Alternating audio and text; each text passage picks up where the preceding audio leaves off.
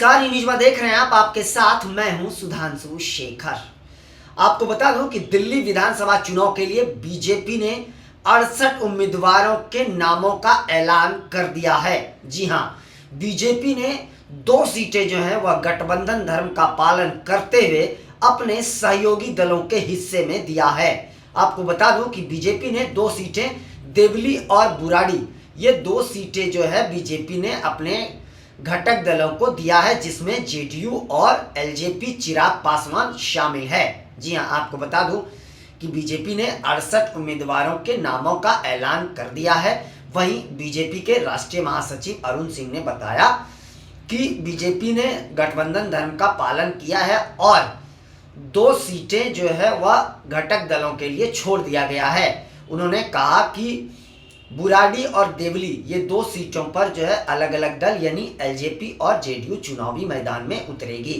आपको बता दूं कि बुराड़ी से जो है वह जेडीयू ने अपने उम्मीदवारों के नाम का ऐलान भी कर दिया है।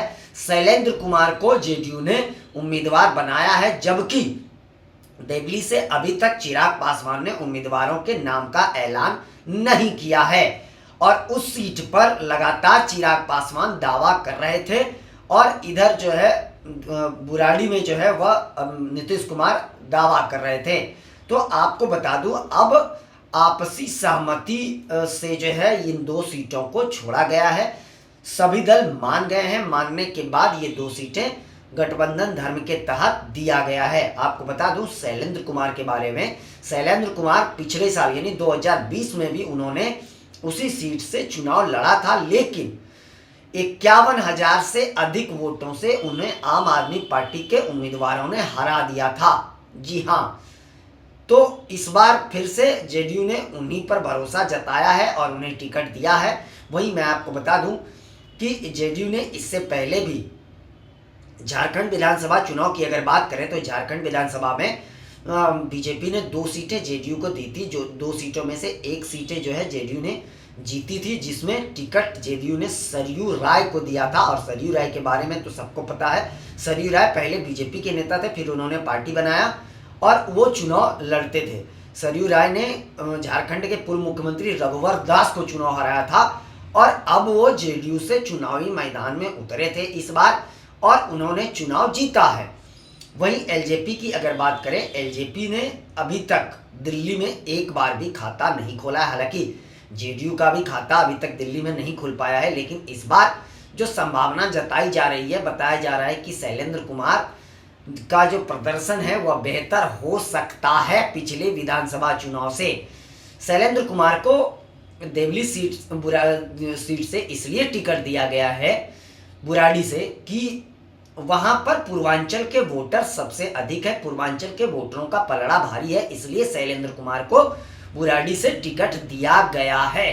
तो इस बार दिल्ली में आपको पता ही होगा, दिल्ली में इस बार पूर्वांचल वोटरों को लेकर शुरुआती दौर से राजनीति चलते आ रहा है और सभी दल, खास करके आम आदमी पार्टी और बीजेपी की अगर बात करें तो ये दोनों दल पूर्वांचल के वोटरों को साधने में जुटी हुई है। आपको बताते जाऊं कि 13 से 15 सीटें ऐसी हैं दिल्ली में जिस पर पूर्वांचल के वोटरों का दबदबा है। तो इसलिए दिल्ली में पूर्वांचल के वोटरों को लेकर जो है काफी उम्मीदें हैं बीजेपी और आम आदमी को, इसलिए सारे दल उन्हें लुभाने में जुटे हुए हैं। शैलेंद्र कुमार पिछले साल जब चुनाव लड़े थे तो उनका प्रदर्शन कोई खास रहा नहीं था, 51,500 वोटों से हारे थे वो आम आदमी पार्टी से। लेकिन इस बार फिर से नीतीश कुमार ने उन पर भरोसा जताया है और क्यों जताया है ये नीतीश कुमार ही जानते होंगे, इसलिए इस बार भी उन्हीं को टिकट दिया गया है। हालांकि अगर चिराग पासवान की बात करें तो उन्हें देवली सीट जो दिया गया है, अब वहां से किसे उम्मीदवार बनाते हैं अब तक इसका खुलासा नहीं हो पाया है, इस पर मंथन चल रहा है। वहीं एनडीए के घटक दलों की बात करें तो हम यानी जीतन राम मांझी ने बहुत दिनों पहले ही दिल्ली में जब मीटिंग हुई थी एनडीए की, तो बात जब नहीं बनी थी सीटों को लेकर, तो जीतन राम मांझी ने दिल्ली में अपने उम्मीदवार उतारने का ऐलान कर दिया था। यानी दिल्ली में उन्होंने कहा था कि मैं अकेले चुनाव लड़ूंगा। वहीं एनडीए के ही घटक दलों में शामिल अजित पवार ने भी कई सीटों पर उम्मीदवार 11 सीटों पर उन्होंने उम्मीदवार उतार दिए हैं।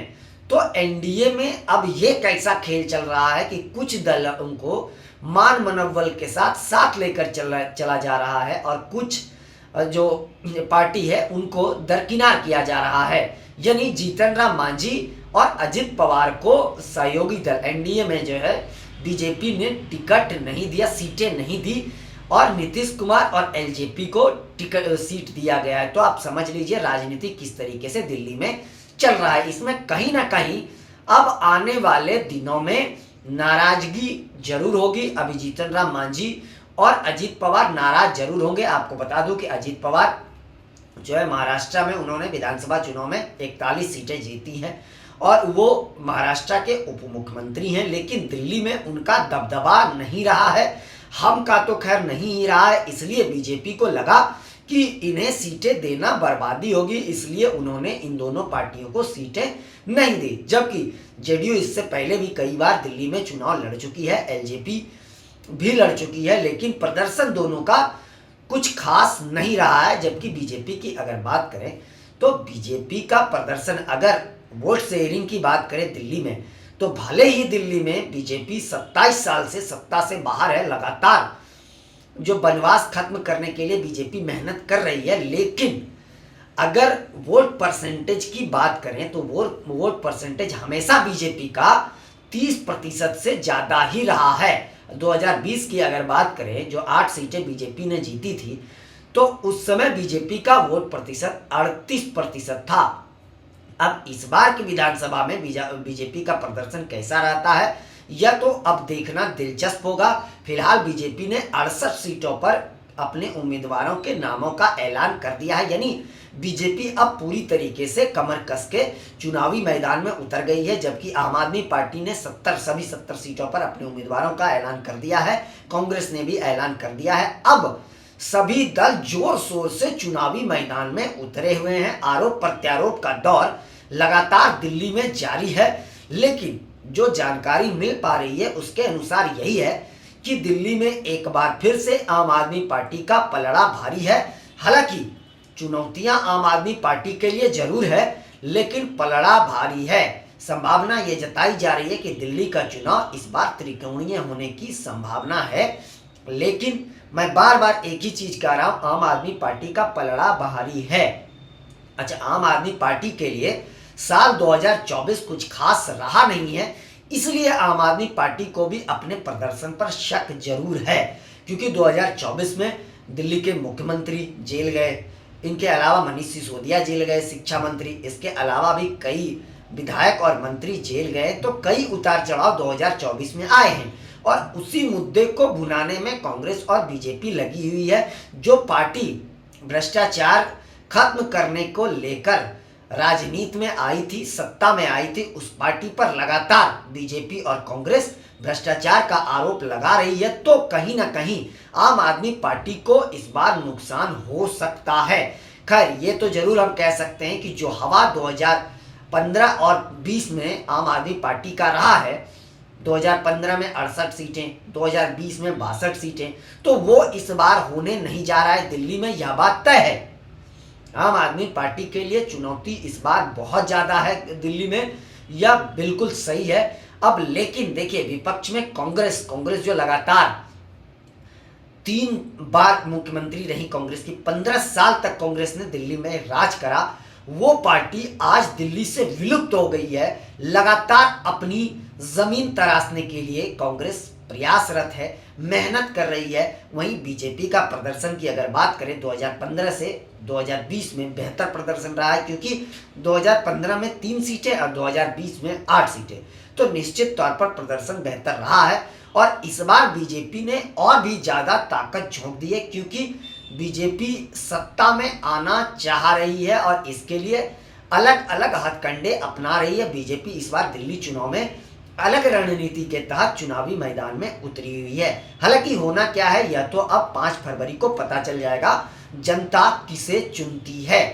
अगर लोकसभा चुनाव की बात करें तो लोकसभा में दिल्ली की जनता लगातार बीजेपी पर भरोसा करते आ रही है और जनता ने 3 बार के लोकसभा चुनाव में लगातार दिल्ली के 7 में से 7 सीटें बीजेपी के झोली में दी है। लेकिन विधानसभा चुनाव में बीजेपी को क्यों दरकिनार किया जाता है, यह एक सवाल है। जी हाँ, अब दिल्ली में इस बार बीजेपी को लगता है कि हमारा कुछ भला हो सकता है, बेहतर हो सकता है, इसलिए बीजेपी ने इस बार दिल्ली में अलग रणनीति के तहत चुनाव लड़ने का फैसला लिया है और लगातार इस पर प्रयास किए जा रहे हैं।